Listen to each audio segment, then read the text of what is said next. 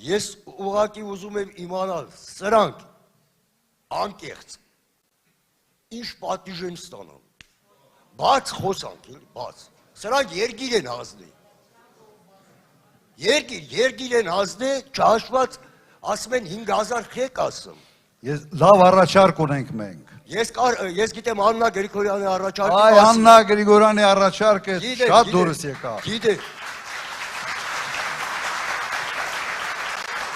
Միայն մտահոգությունս հետևյալն էր, հանկարծ դա որպես խոշտանգում չդիտվի։ Որ մի կողմից Արարատելնի, մի կողմից Արագայլոտ Աննա Գրիգորյանին կարելի է Հայաստանի հերոսի կոչում էլ տալ։ Նույնը Ագնեսա Խամոյանին, նույնը Քրիստինե Վարդանյանին, Կյուրեղյանին, տղեկի մասին չեմ ասում, չեն նեղանա։ Ասում են 5000 խեք ասում, դու այ աննորմալներ։ Ատե 3000-ը անպսակ ջայլ երեխեքին, որ պետք է ամուսնանին, ամեկը 2 երեխա բի ունենեն, 3 երեխա բի ունենեն, պետք է լինի 15000։ Ես չեմ հասկանում, տաս պատիժը որը պետք է լինի։ Ու առանց ափսոսալու, ես անգամ մեկ-մեկ մտածում եմ, որ Ստալինը ճիշտ էր։ Եթե ուզում ես պետություն ունենաս, տեղ կա դերթաս այդ քայլերի։ Թող տանեն ինձ ջուլե, եթե ես այս պետությանը վնաս եմ տալում, իրապես չեմ ասում, պատի տակ, դու պատի տակ կայնող տղա չես, այդ տղա։ Դու հրս չունես եկան, դու փախնող ես, մարդի մեկին փախար, թրա։ Այդ մի ինձ ոչ ձեր տնտեսության զարգացումն է պետք, ոչ զավոդ բացել է պետք, ոչ սկզբից մեր անվտանգությունը, եթե սեզ շարունակվի, 20 տարի հետո նորից մի սերունդ ալնելու, նորից թազա, են ինչ են գյադու անունը, այսինքն տո գմեն նույնն են, չեմ ուզեմ… Բայց միտեք կաղնի, հանկարծ կոշ չանես վաղնել հետևից տնգեն, պաստաբաններով, բանով… Թող գան, ես 6 տարի ինչ են արել, որ ինչ են, տանեն բրնեն, թո տանեն բրնեն, են տղեկից լավը չենք։ Հետո մի հատ բան կուզեի ասել, այս ժողովուրդը մինչև հիմի, ոնց որ գիտի կոտայքի մարզպետը Կավալենկո Շագալյանն, հատեց են գիտը։ Մտեք բժնի 3000 մարդ կա, որից 2300-ը 10 չափած մարդիկ են, հարցերեկովա ձեր մարզպետը չեն իմանա, կամ էլ կասը Կավալն է։ Այս ժողովուրդը մեկ-մեկ ինեց անիմաստ, մեկ-մեկ չէ, շատ ընտալում, ասում եք Քոչարյանը բախի չկայնեցել ես կռիվը։ Գիտեն դու եք վարչապետը։ Չես կարում բացատրես, արա դու գնացիր, ստան ընտրեցիր, էդ է երկիր ներկայացնողը, կու հետ, որ ձեն ես տվի։ Վերջապես այս ժողովրդին բացատրեք, որ դուք չեք եղել պատերազմի ժամանակ ես երկրի ղեկավար։ Ես չեմ ան ձեր հնարավորությունների ինչքան էր, ինչքան չէր, կարի հարց լուծիկ, չի կարի հարց լուծի, եթե դուք իմանաք։ Բայց թող ժողովուրդը մի բան հասկանա, որ Ռուսաստանի նախագահը գալում է Հայաստան, մեր Գրիգորյանը այդմ դիմավորում է, այդմա երկրորդ նախագահի տիկնոջ, մեր տիկնաստիկին Բելա Քոչարյանի հետ ան։ Թող իրանց ականջին օղան են, տեղ կա, որ հին ընկերները չեն դավաճանում։ Բարով եք եկել, իմ հույսը կոնկրետ դուք եք, որ իմ թորը կաբրի ես երկիր,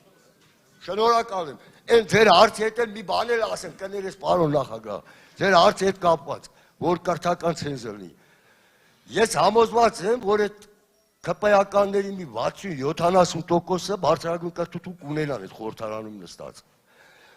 ես համաձայն եմ, որ էդի պետք է գործի, բայց համաձայն եմ, որ հայ, գենով հայ մտնիտի, այդտեղ բարձրագույն կրթություն ստացած Հայ Կոնջորյանն էլ բարձրագույն կրթություն ունի, Ավինյանն էլ ունի, Էմեկն էլ ունի, բայց հայի գենը չկա իրանց մեջ, իրան, մի բան էլ պետք է ասեմ, Մոսկվան արդյունքների չհավատում կես ֆիլմ կա, տեսած կլներ, մեզ տարիքովները հաստատ տեսել են, ընդեղ մի սենց ֆրազա կա ֆիլմի մեջ, աղջիկը գեներալ հորը ասմա, ուզում եմ գեներալի կին դառնա, երև կիշեք, հերաս մաղջիկ դա գեներալիկին դառնալու մար սկզբից դառնաս սերժանտիկի։ Սրանց արդեն այդ աթոռները իրանք չտյաս բան էտի։ Մեկը դարձը գեներալիկ տնիկ, մեկը դարձը ԿՊ-ի նախագահի տնիկ, մեկը եսիմ ու գյուղնախարարի են նախկին հանրապետականի։ Եվ պապոյան Գևորգա ինչա։ Հա, էլ հետոք աթոռ կա, թողեր հետոց բդի պատժիր։ Վերջ, ես հետ եմ տենում։ Շնորհակալություն։ Ներեք ամեն խոս։ Բայց քանի որ մի թեմա կար, որ դե պատերազմը ինչի չեմ կաղնեցնել։ Նայեք, նույնիսկ այդ ժամանակ պաշտոն չունեի, փորձեցինք Ղարաբաղը ինչ որ բան անել, Իշխան Սաղաթելյանը գիտի։ Ամեն ինչ արեցին, որ որևէ հնարավորություն չունենանք որևէ կերպ ազդելու process-ի վրա։ Նույնիսկ մի պահ մտածեցի, որ միգուցե